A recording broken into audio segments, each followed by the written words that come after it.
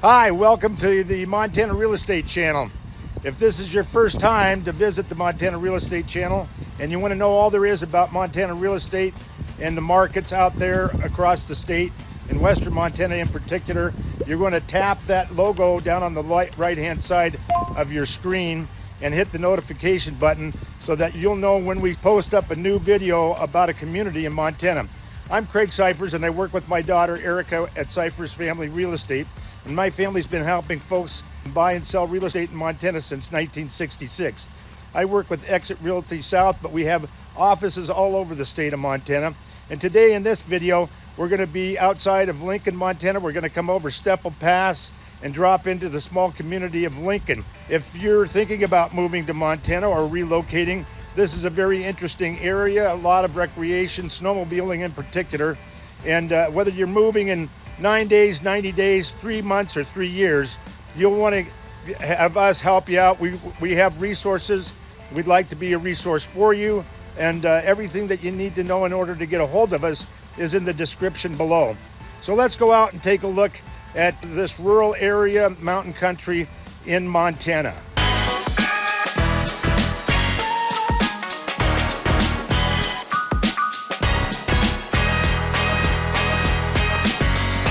We like to pepper our real estate videos with interesting history, and this is the Helena side of Stemple Pass, which climbs over the Continental Divide, and water on this side is flowing toward the Gulf of Mexico. And we're traveling south on Stemple Pass Road along Virginia Creek. And Stemple Pass was named for the miner John Adams Stemple, who was born in Preston, Virginia in 1834 and ended up in Montana in 1867, mining along Trinity Gulch and other locales in this area. And this is the Virginia subdivision. And this little log cabin here is 720 square feet with the loft, and is a 1-bed, 1-bath that was built in 2000. And the properties here along Virginia Creek range in size from about 3/4 of an acre to 22 acres, but most are between 1 and just under 5 acres. And the square footages range from a 500 square foot structure with a bedroom to around 2,000 square feet. And when we get down here a little bit, we're going to see a home right there that was built in 1996. It's 1,181 square feet on 2.06 acres. And there are currently no homes on Virginia Creek itself, but there is a home off the South Fork of Foreman Creek that is in this area. It sits on 20 acres, and it's right around 1,400 square feet and was built in 1996 as well. So many of these homes are second homes for folks to get away from Helena, or even some out-of-staters like the recreational opportunities here in the Lewis and Clark National Forest. And this is a great area for hunting. There's plenty of winter sports, and we'll talk a little bit about the cross-country skiing that is afforded up on the top of Stemple Pass. And at the end of this portion of our trip south on Stemple Pass Road is a nifty little cabin that's coming up here that was built in 2017. And it's actually 720 square feet. And it has 2 bedrooms and a bath, and is right here. So that kind of wraps up our little bit here on this side of the Continental Divide. Here we are at the top of Stemple Pass, here at the Great Divide. Water going on one side goes to the Gulf of Mexico. Water on the other side goes to the Pacific. And so we're up here on the top of Stemple Pass, where Stemple Pass is where Ted Kaczynski's cabin was, and we'll drop into Lincoln. So we're going to go through a few of the little spots out here in the hinterlands of Highway 200 in Lincoln, Montana. Elevation of 6,376 feet. It's great cross-country skiing. Now we're on the other side of the pass, and the home we see there was built in 2006. It's 2,400 square foot home. And further back in the direction we're looking here is Twin Gulch, and that's where Ted Kaczynski had his little cabin, and of course he was AKA also known as the Unabomber, and the little town of Lincoln was inundated by national and international press when he was arrested in 1996. Now we're on the north end of Stemple Pass Road coming into Lincoln. Now the homes along this tree-lined road range in size from 1,000 square feet up to about 1,800 square feet. And they sit on an acre, 1 acre plus lots, 1.6 acres, 1.4, etc. And these homes were built between 1935 to 1955. But there are a few that were built in the 70s, 97, and then up into 2006. We've got our fire department over here on the left, and this is what's called Lincoln Villa. That's on the north side of Highway 200, which we are now crossing. And so these homes will run in that area in the low 300s. On the left, we have D&D Food Town Grocery, and next to that, we have Howdy's Saloon, the Montanan Steakhouse, and Happy Buck Casino, the Cenex gas station and convenience store just across the street. And Meriwether Lewis went through this area on his return to St. Louis with his group of the Corps of Discovery back in 1806, and gold was discovered in the area in the 1860s.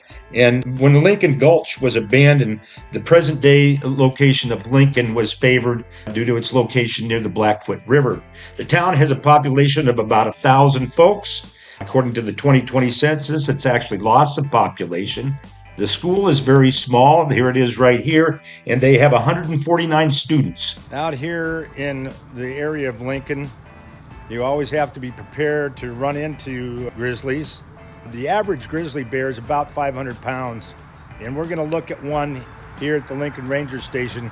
Was quite a bit bigger than that. Here we are at the Lincoln Ranger Station, and behind me is a stuffed grizzly bear. Now this one was a 12-year-old male that was hit on the highway in October of 2007. Hit by a pickup truck. The driver wasn't injured, but the truck sustained $7,500 worth of damage. And the bear was killed instantly.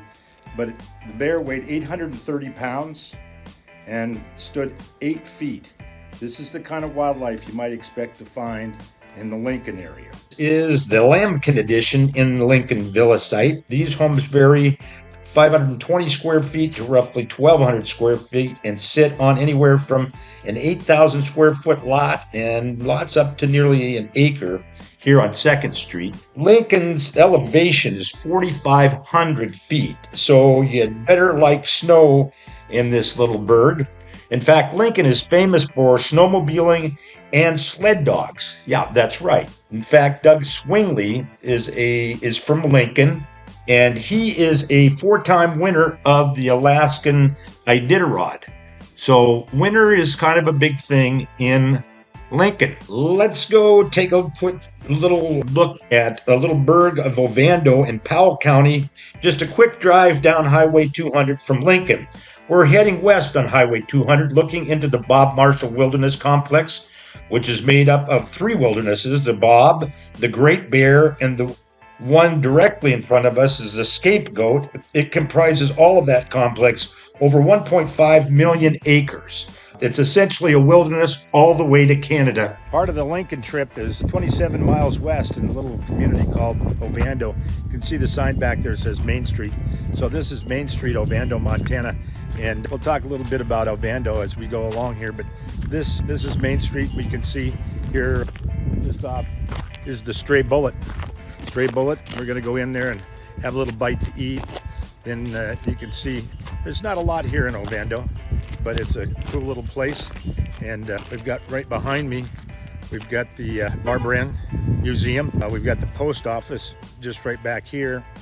And I was just told that a woman was eaten by a bear just over down off the back of the post office here a little bit ago, a number of years ago. Here behind me is the Blackfoot Inn. It's a great little spot if you're going to be fishing the Blackfoot River. The Blackfoot River of a river runs through it fame. Yeah, this is Ovando, and here behind me is the Ovando Volunteer Fire Department. And as I turn here, you'll see some of the accommodations that you can find in Ovando. just over my right shoulder there. And right next to the Stray Bullet is the Blackfoot Angler, where you can find the flies that will work in the river. For excellent fishing, you can check out that. Meriwether Lewis camped near Ovando on his way back to St. Louis in 1806, and the mainstay of the Ovando area economy was ranching and timber. The town's population as of 2022 was estimated a whopping 44 folks. In the 2000 census, the population was 71. And like so many little towns in Montana, Ovando was named after the first postmaster, Ovando Hoyt. And they have this little kiosk with the early history of Ovando. Timber at Bonner, Montana was the big Blackfoot milling company that started in 1885, and the main customer was Marcus Daly, who purchased the mill in 1898. We heard a lot about Daly in our Hamilton video.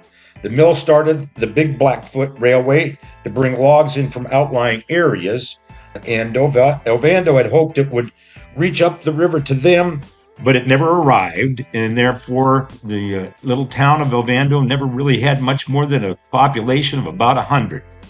And I think in the 2020 census it was about 80 or so. And here we are at the Stray Bullet. We're having a little bit of lunch, and here's Max. And here we are eating a small portion of Marion Blackberry with a la mode. Marion Blackberry a la mode. Hey, we just had a wonderful lunch at the Stray Bullet and a wonderful dessert that you saw Max eating. We're here at Trixi's, which is another great place here on Highway 200, just outside of Lincoln, here in the community of Ovando. We hope you enjoyed this video of the Montana Real Estate Channel. Remember to tap that logo down on the right-hand side bottom of your screen so you'll know about our next video. Thanks for watching.